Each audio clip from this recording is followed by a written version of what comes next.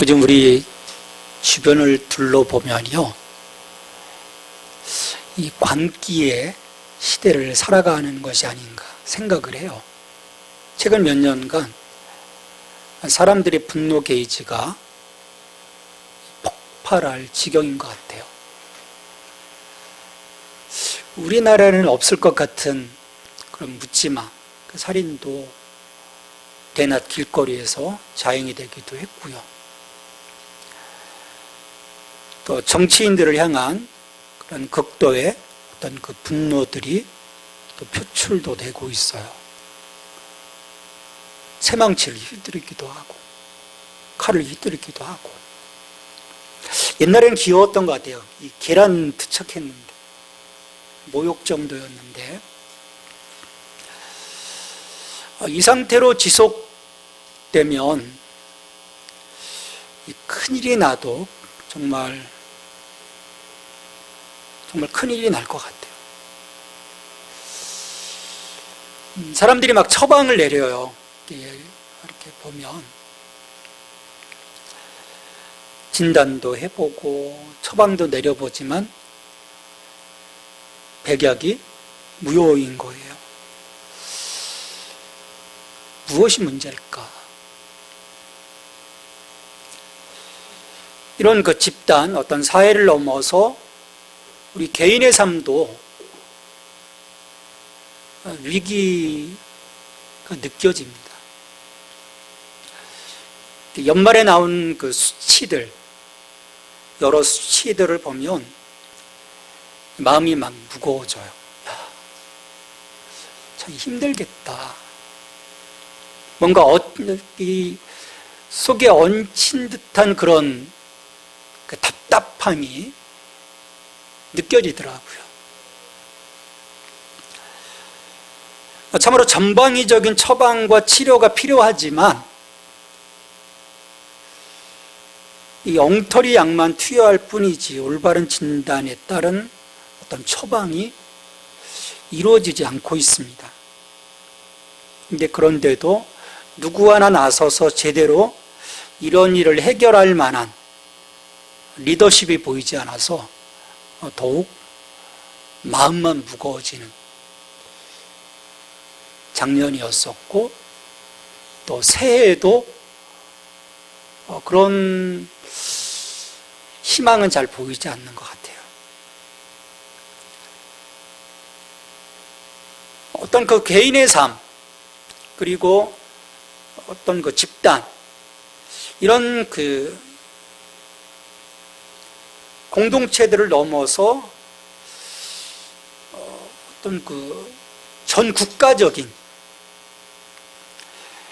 그러니까 개인과 공동체의 삶의 어떤 그 회복, 그것도 힘든데 쉬운 과정이 아닌데, 이제 국가로 나가면 더더욱 쉽지 않은 것을 보게 돼요. 이게 우리나라만의 일이 아닌 것 같아요.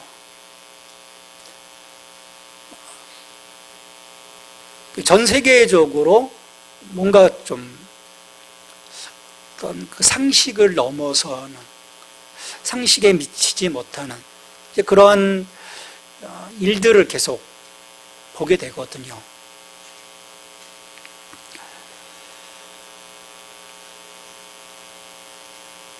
그렇다고 해서 답이 없다고 해서 이 일들을, 어떤 회복에 대한 부분들을, 또 어떤 갱신에 대한 부분들을 우리가 멈출 수는 없죠. 지난 한 해 못했다면 이제 2024년 또 우리가 그 일들을 해나가야 되는 거죠. 누군가가 할 것이 아니라 나부터, 우리부터 그런 일들을 계속 도전해 보는 것, 저는 중요하다고 생각을 합니다. 나로부터 시작해서 그 병들어 있는 그 영역들을 하나하나 치료하다 보면 이것이 나와 너가 모이고 나와 너를 통해서 우리가 되고, 또 수많은 우리들이 모여서 건강한 어떤 그 삶의 건강한 모습들을 회복할 수 있지 않을까. 근데 보면 이런 치료가 과연 인간들이 감당할 수 있는 영역일까라고 생각해보면 우리의 인류의 역사를 보면 또 이게 쉽지 않은 문제인 거예요. 늘 반복되거든요. 뭔가 좋아질 것 같다라고도 또 다시금 추락하고.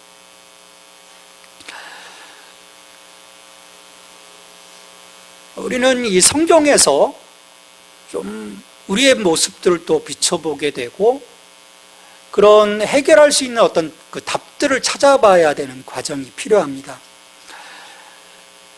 특별히 그 애굽을 떠나서 광야길에서 이스라엘 백성들을 다루어 가시는 그 하나님의 모습에서 우리가 어떤 그 과정, 그리고 그 과정에 대한 어떤 답, 그런 것들을 좀 볼 수 있다면 이것도 우리 삶에서 적용해 볼 수 있지 않을까라는 생각을 갖습니다. 야곱 자손들이 기근을 피해서 70명이 애굽에 들어가게 되지 않습니까? 총리가 되었던 요셉을 통해서 그리고 그곳 고센 땅에 자리를 잡으면서 400여 년간 엄청난 거의 200만 명에 가까운 민족으로 세를 불리게 되죠. 근데 문제가 생깁니다.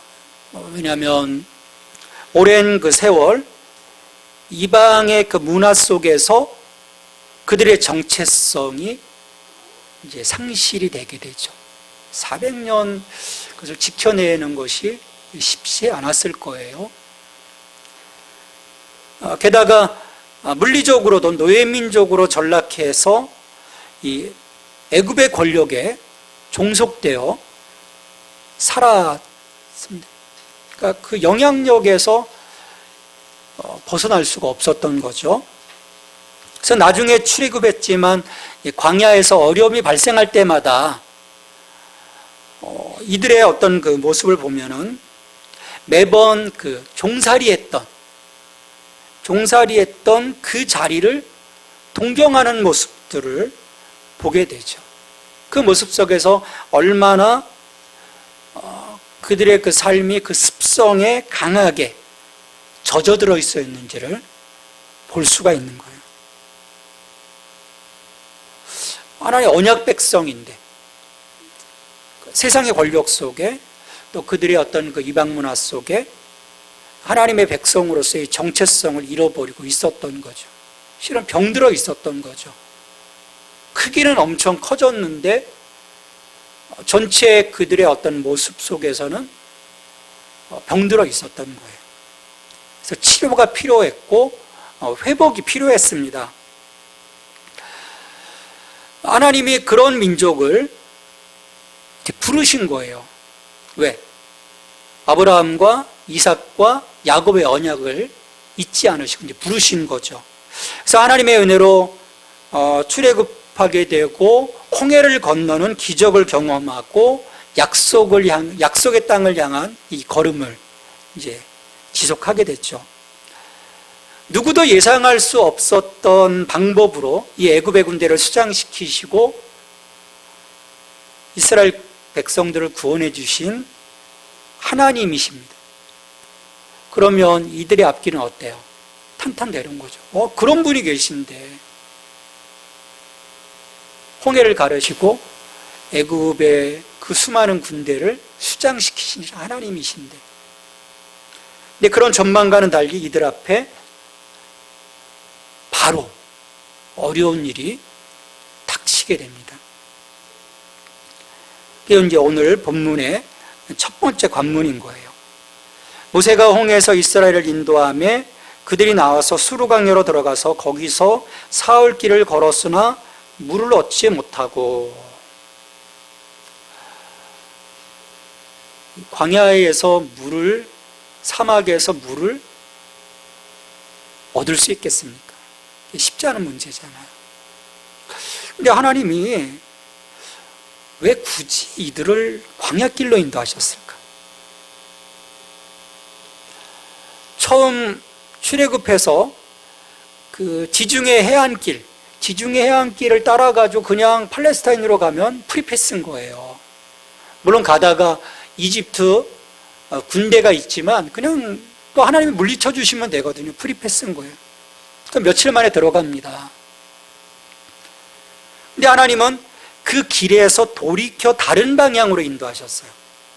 그게 출애굽기 14장 2절에서 그 말씀을 하고 있는데요. 이스라엘 자손에게 명령하여 돌이켜 바다와 믹돌 사이에 비하이롯 앞 곧 바알수본 맞은편 바닷가에 장막을 치게 하라. 돌이켜. 지금 이제 가고 있는데 하나님이 돌이켜 방향을 틀어버리신 거예요. 왜 그렇게 하셨을까요? 왜 돌이키셨을까요? 우리 종종 그런 일 있잖아요. 하나님, 저 일로 쭉 가고 싶어요. 근데 하나님이 방향 틀으실 때가 있거든요. 나 이렇게 공부하고 싶은데요? 아니다. 저 이런 일을 하고 싶은데요? 아니다. 저 이런 사업? 아니다. 저도 그런 경험들을 많이 했거든요. 돌이키시는 거예요. 왜 그렇게 하실까? 하나님이 심술 부리시는 건가요? 아니에요. 하실 일이 있는 거예요. 돌이키셔서 하실 일이 있는 거죠. 그들을 예배 공동체로 새롭게 하는 일입니다. 하나님이 그를 부르신 일은 예배 공동체로. 근데 예배 공동체가 되기 위해서는 이들을 치료하셔야 되거든요. 회복하셔야 되거든요. 이들이 갖고 있었던, 그래서 그러한 그 치유를 위해서, 회복을 위해서 그들이 갖고 있었던 모든 병약한 면들이 이 광야의 여러 환경들을 통해서, 낯선 환경들을 통해서 다 드러나도록 하나님이 작업을 하신 거예요. 왜냐하면 병이 안 드러나면 치료 못 하잖아요. 병을 다 드러나게 하시는 거예요. 그렇게 광야길에 들어섰는데 오늘 첫 번째 시험이 닥쳐옵니다. 사흘 동안 물을 얻지 못했어요.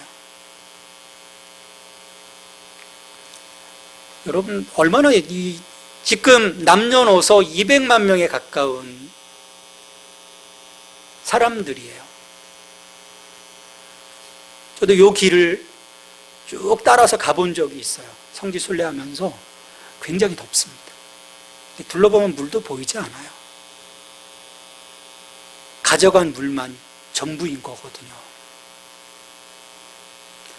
근데 그런 그들 앞에 사흘 만에 물이 나타난 거예요. 얼마나 사람들이 기뻤겠습니까? 달려들어 물을 마셨는데 사람들이 인상을 쓰고 물을 다 뱉어냅니다. 써서 마실 수가 없었던 거예요. 그래서 23절에 보면 마라에 이르렀더니 그곳 물이 써서 마시지 못하였으므로 그 이름을 마라라 하였더라. 그 마라탕은 아닙니다. 쓴맛, 쓰다는 거예요. 물이 쓴 거예요. 이때 이들의 내면의 병이 바로 드러납니다. 이 내적인 질병을 악화시키는 요소, 그게 바로 원망이에요. 바로 튀어나오죠. 그래서 백성들이 모세에게 원망하고, 야, 우리가 이제 무엇을 마시냐? 이 물 못 먹는다. 어떻게 할 거니, 너? 짜증을 내는 거죠. 왜? 얼마나 힘들었겠어요. 지금 걱정인 거죠. 홍해를 건너서 막 그때는 찬양을 했는데 막상 광야라는 현실 앞에 딱 닥치니까 물도 없죠. 먹을 것도 없죠. 쉬지도 못하죠. 그늘도 없죠. 거기에 마시기에 적당하지 않은 물, 여기까지 인도해 오고 충분한 휴식도 취하지 못하고, 이 원망이 실은 자연스러운 거예요. 우리도 별 수 없습니다. 이런 과정 속에 있게 되면 원망하게 되고요, 불평하게 되는 것이죠. 신경이 날카로워지는 거예요. 모세가 어떻게 합니까? 방법이 없죠. 하나님께 부르짖어야죠. 그때 하나님께서 모세에게 응급처치할 방법을 알려주십니다. 25절에 모세가 여호와께 부르짖었더니 여호와께서 그에게 한 나무를 가리키시니 그가 물에 던지니 물이 달게 되었더라. 거기서 여호와께서 그들을 위하여 법도와 율례를 정하시고 그들을 시험하실세. 하나님께서 모세에게 한 나무를 가리키셨어요. 근데 가리키기만 하셨는데 모세는 그 나무를 물에 던졌습니다. 근데 디테일하게 안 나와요. 가지를 꺾어서 던졌는지 아니면 뿌리채 뽑아가지고 집어 던졌는지 명확하게 알 수는 없지만 나무가 거기에 잠길 때 물이 달게 되었습니다. 사람들이 여기서 생각하는 거죠. 나무가 어떤 이 정제 효과가 있었는지 아니면 모세가 순종했기에 물이 달게 된 건지 여러 생각들을 합니다. 여러분 어떻게 생각하세요? 나무에 정제 효과가 있었을까요? 아니면 모세가 순종해서 그렇게 됐을까요? 여러분 중요한 것은요, 퍼포먼스가 아니에요. 아까 우리 전세대 예배에서도 그건 퍼포먼스거든요. 무엇을 행했는가? 그건 퍼포먼스인 거예요.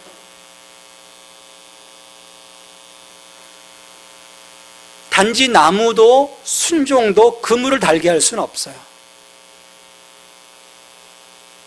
하나님께서 물을 치료해 주신 거죠. 하나님께서 물을 치료해 주신 거예요. 쓴물이 단물이 되도록 본래 맛있는 물로 치유해 주신 겁니다. 자, 이렇게 쓴물을 단물로 치유해 주신 하나님께서 바로 그들을 시험하셨습니다. 거기서 그들을 위하여 법도와 윤리를 정하시고 그들을 시험하실세. 이스라엘 백성들을 위해서 법도와 윤리를 정하시는 것까지는 이해가 되는데 왜 그들을 시험하셨을까? 시험지 돌렸다는 얘기가 아니에요. 테스트를 하신 건데 그건 뭐냐면 그들을 보시겠다는 의도예요. 내가 너희들을 볼 거야. 정확히 말해 하나님께서 정하신 법도와 율례를 저들이 과연 어떻게 대할지를 살펴보시겠다라는 말씀인 거죠.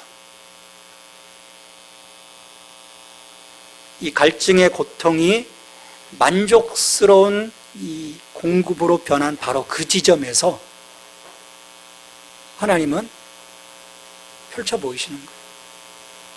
너희도 어떻게 할 것이니? 하나님께서 말씀과 규례를 정하시고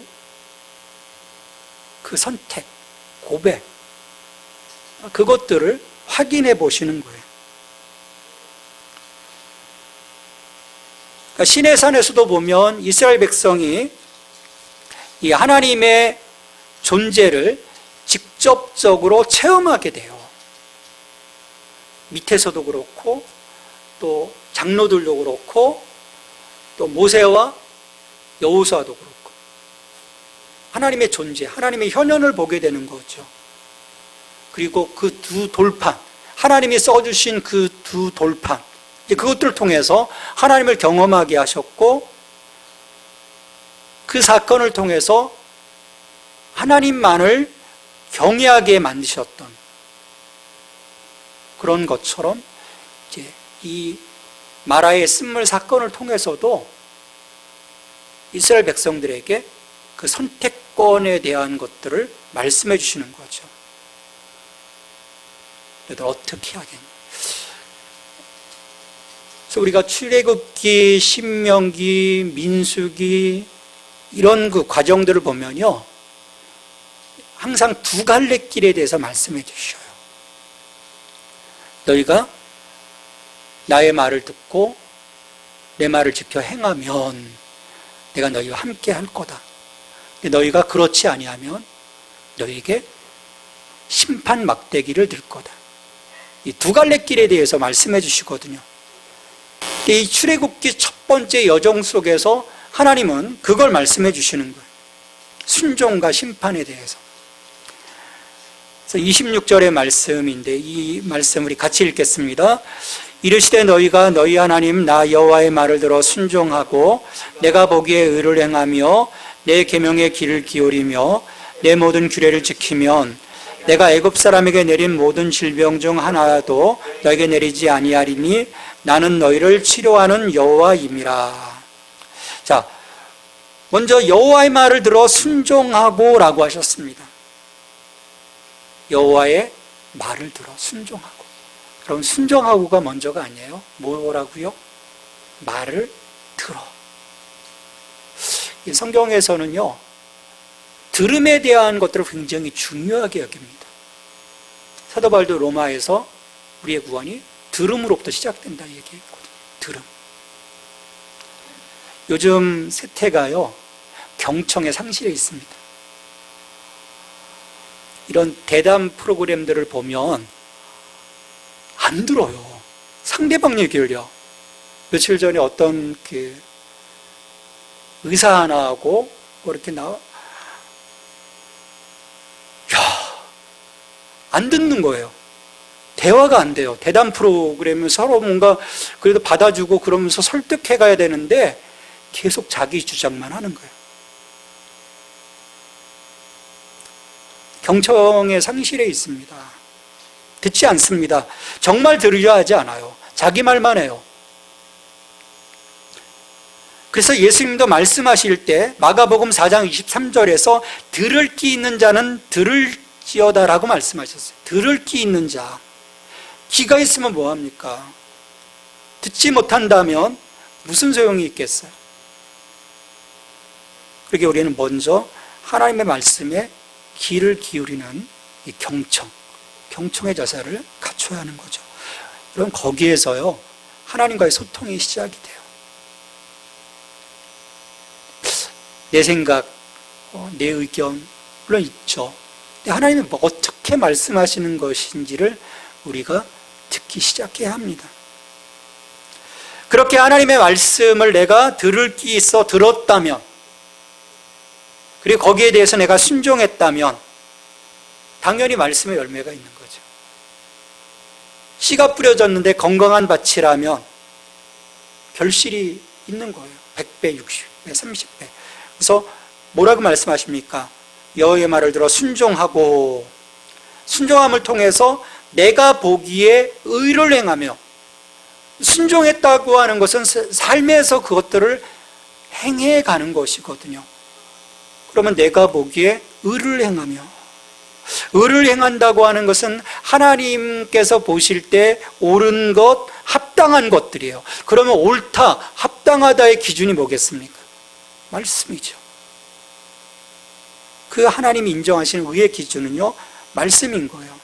그래서 말씀하시기를 내 계명에 귀를 기울이며 내 모든 규례를 지키면, 이걸 지킴으로써 하나님 보시기에 의가 드러나는 거죠. 너무 어려워요. 어떻게 우리가 말씀을 다 지켜요? 여러분, 그게 가스라이팅이에요. 우리 스스로 가스라이팅 하는 거예요. 어떻게 하나님 말씀을 지켜요? 하나님 지키지 못할 말씀을 주셨을까요? 아니에요. 이럴 수는 있어요. 내가 아직 그걸 감당할 만한 아직 어떤 그 영적 수준이 안 돼서 엎어질 수는 있어요. 그럼 난 못해. 그게 아니라는 거죠. 다시 또 하는 거죠. 우리들이 학습해 나가는 것과 똑같습니다. 근데 그 과정에서 우리가 그것들을 다시 재도전하면 되거든요.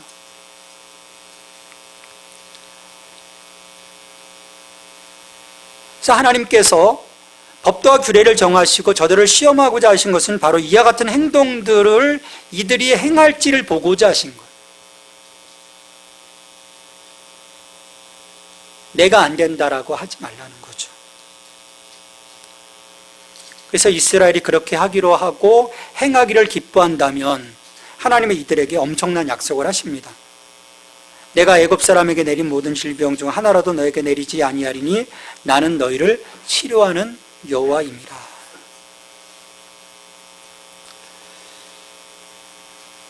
하나님께서 애굽 사람에게 내린 모든 질병 중 하나도, 그러니까 이들이 경험했던 거죠. 이들이 400년간 애굽 땅에서 경험했던 그 모든 것들, 그것들로부터 내가 너희들을 지켜줄 것이다 라고 말씀해 주시는 거예요. 그리고 그 질병을 내리지 않겠다고 하시는 것은 그들의 신앙적 삶의 그 모습들을 보시겠다라는 거예요. 거기서 적용한다라는 거죠. 듣고 순종하면 내리지 않으시고, 그렇지 않다면 그 대가를 치르게 될 거다. 그 이제 신명기의 어떤 역사적인 그 사관을 지금 얘기하고 있어요. 두 갈래 길. 순종과 순종하지 않은 그 두 가지 상황인 거죠. 근데 하나님은 방점이 어디 있겠습니까? 심판에 있지 않아요. 그 심판은 하나님의 사랑으로 이끌어 가시기 위한 수단인 거죠. 심판 막대기라고 하죠. 하나님은 심판자로서 우리 앞에 서시는 것보다 치료자 하나님으로 우리 앞에 서시기를 기뻐하십니다. 우리를 구원하고자 하시는 열망이 더 크신 거죠. 그래서 하나님은 자기 자신을 어떻게 증거하십니까? 나는 너희를 치료하는 여호와라. 나는 라파 하나님이야. 치료자 하나님이야. 그래서 이 선언은요, 하나님과 올바른 관계를 맺고 있는 모든 이들에 대한 특별한 축복의 선언입니다. 나는 너를 치료하는 자다. 우리가 치료자 하나님 안에서요, 모든 삶의 회복이 이루어질 수 있습니다. 많은 것들이 무너져가고 있는 이 시대에 우리를 치유하시고 회복하여 주시어서 건강하게 살아가도록 돌보시는 하나님, 그 하나님의 은혜가 우리에게 필요한 거죠. 왜냐하면 이 건강한 신앙과 삶이요, 우리를 그리스도와 더욱더 온전한 동행으로 이끌어가는 힘이 되기 때문이에요. 그런 약속 이후에 하나님이 27절에 보면 그들이 엘림에 이르리니 거기서 물샘 12과 정료나무 70그루가 있는지라 거기서 그들이 그 물 곁에 장막을 치니라. 하나님이 그 마라의 쓴물, 그건 전초전이었죠. 다시금 그 다음번 광야로 나가기 이전에 엘림이라고 하는 그 오아시스에서 이들이 다시금 회복될 수 있도록, 채워질 수 있도록 하나님이 공급해 주시는 것을 볼 수 있습니다. 하나님은 그의 백성들의 필요를 채워주시는 분이십니다. 마실 수 없는 물을 정하여 마실 수 있게 하셨고요, 그들은 물과 과일이 넘쳐나는 오아시스로 인도해 주셨어요. 거기에서 우리가 해야 할 일은 뭐냐면, 하나님이 우리를 구원해 주시고 필요의 모든 것을 공급해 주시는 그 하나님이십니다. 그런 그 하나님 앞에 나는 어떻게 할 것인지, 그리고 나는 그분에 대한 어떤 믿음의 고백을 가져야 할 것인지, 거기에 대한 올바른 선택과 행동이 뒤따라야 되는 것이죠. 광야의 여정은요, 그런 시험과 연단의 과정입니다. 그래서 하나님은 이 과정을 통해서 그들을 회복시켜 가시는 거예요. 치료해 가시는 거죠. 근데 그 과정에서 보면 또 수많은 사람들이 그것들을 견뎌내지 못하고 회복되지 못하고 치료받지 못하고 죽게 되는 모습들을 보게 돼요. 우리는 이 연단의 과정, 이 시험의 과정을요, 우리를 치료하시는 하나님과 함께 나가야 합니다. 그래서 우리를 새롭게 하시고 하나님의 이름에 합당한 영광을 올려드리는 예배 공동체로 부름받음에 우리가 순종할 수가 있고요, 또 그 일을 감당할 수가 있는 것입니다. 이를 위해 하나님은 우리 한 사람 한 사람들을 치유하여 주시기를 결정하셨어요. 우리가 하나님 앞에 온전히 설 때, 그분이 우리에게 주신 그 선택권을 올바로 행할 때 하나님 우리를 치료해 주시겠다라고 말씀해 주셨습니다. 그래서 우리 안에는 그런 인지가 돼 있어야 돼요. 하나님이 어떤 분이신지. 하나님은 나의 삶을 치유해 주시는 분이십니다. 하나님은 나의 관계를 치유해 주시는 분이십니다. 하나님은 나의 마음을 치유해 주시는 분이십니다. 하나님은 나의 몸을 치유해 주시는 분이십니다 라고 하는 그 고백, 그분에 대한 확신. 여러분, 사람이 치료해 주는 것이 아닙니다. 우리 한국교회 안에는 이게 너무 만연해 있어요. 사람의 손길이 치료해 주는 게 아니에요. 이 유튜버 같은 유튜브에 보면 그런 모습도 많거든요. 막 전도자라고 해서, 선교사라고 해서, 능력자라고 해서. 여러분, 사람이 치료해 주는 것이 아닙니다. 하나님이 치료해 주시는 거죠. 무턱대고 우리가 치료해 달라고 간청함으로 치료해 주는 것이 아닙니다. 하나님이 우리를 보시는 거죠.